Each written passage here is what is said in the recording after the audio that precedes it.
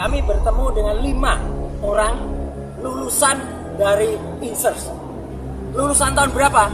2005-2006. Jadi pas betul dengan waktunya Gibran.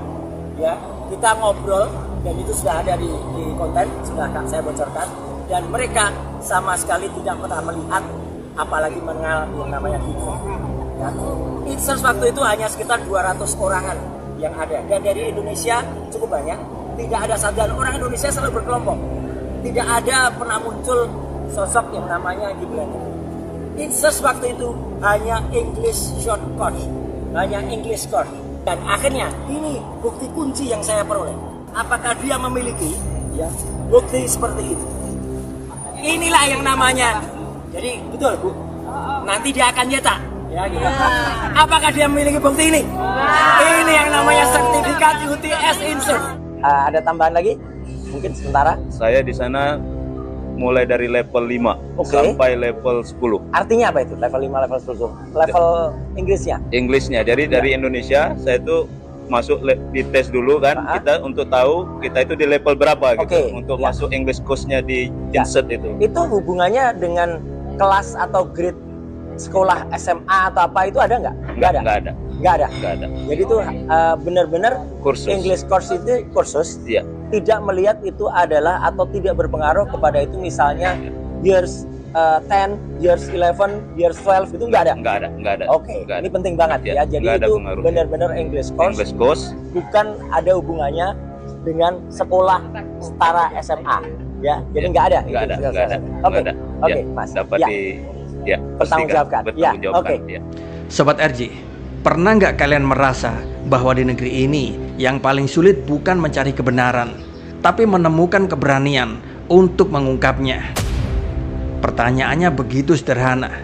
Masa sih kursus bahasa Inggris bisa disulap jadi ijazah setara SMA? Kalau benar begitu, kenapa kita repot-repot sekolah 12 tahun? Buka saja kursus Grammar for Life. Besok-besok mungkin bisa daftar CPNS kali. Dan justru di titik inilah kisah ini mulai jadi semakin menarik. Video ini akan membawa kalian ke perjalanan yang dimulai dari Sydney dan dibawa pulang oleh Roy Suryo, yang berakhir pada satu tanda tanya besar. Apa sebenarnya yang sedang ditutupi? Beberapa waktu yang lalu Roy Suryo terbang ke Sydney, bukan untuk liburan, bukan juga untuk foto bareng Kang Wuru. Ia datang untuk menyelidiki jejak pendidikan sang wapres, yaitu Gibran Raka Buming Raka. Jejak yang dari tahun ke tahun kian semakin kabur. Di sana Roy Suryo bertemu dengan beberapa alumni UTS di periode 2005 hingga 2007. Angkatan yang sama dengan tahun ketika Gibran disebut-sebut pernah berada di Sydney. Mereka bukan membahas gosip, bukan pula mengarang-arang cerita. Mereka hanya memastikan hal yang paling sederhana, bahwa program yang tercatat atas nama Gibran di KPU adalah UTS Insert, bukan program kuliah reguler UTS. Ini nggak pernah ada surat kayak gini nih. Itulah artinya yang grade 12, kemudian UTS Insert tahun 2006. Dia mengatakan, loh UTS Insert tahun 2006 itu ya isinya ya kursus bahasa Inggris, kemudian juga isinya adalah foundation. Dan foundation itu sama sekali tidak bisa disetarakan. Dan di titik inilah benang kejanggalan mulai kelihatan.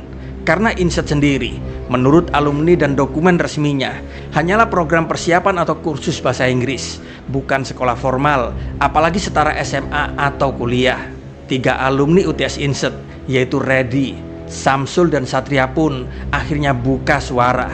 Mereka kursus bahasa Inggris sekitar 6 bulan. Setelah selesai mereka mendapat sertifikat. Ya sudah, itu saja.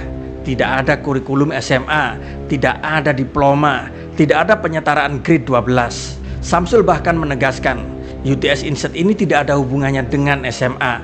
Tapi ajaibnya, di Indonesia sendiri, dokumen Gibran justru disetarakan dengan SMA ataupun SMK grade 12 oleh Kemendikbud.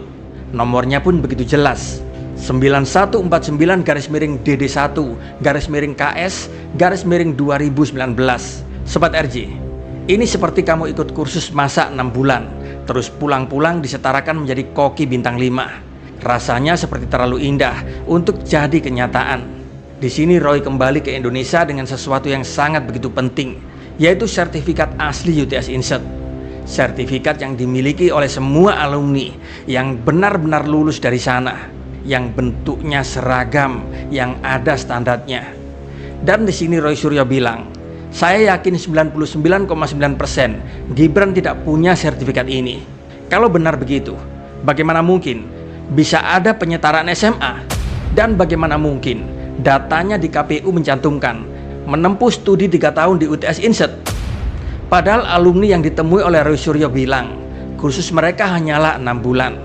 Di sini data yang tercantum di website resmi KPU menyatakan, di bagian info pemilu, Gibran dinyatakan menempuh studi di UTS Insert Sydney, Australia, yaitu selama 3 tahun, mulai dari tahun 2004 hingga 2007. Tapi anehnya, data di KPU menyebut 3 tahun menempuh pendidikan SMA, padahal ternyata cuma kursus bahasa Inggris.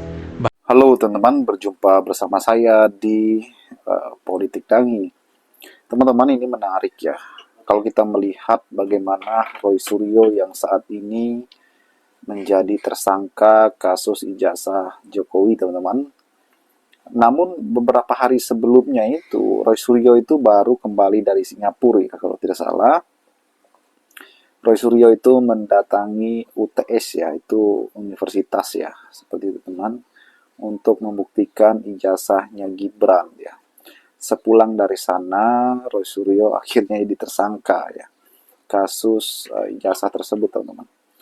Ya, memang Roy Suryo ini mental baja ya, bagaimana ia berani membongkar dugaan yang menurutnya dugaan hasil analisis Roy Suryo dan kawan-kawan tentang ijazah Pak Jokowi, teman-teman.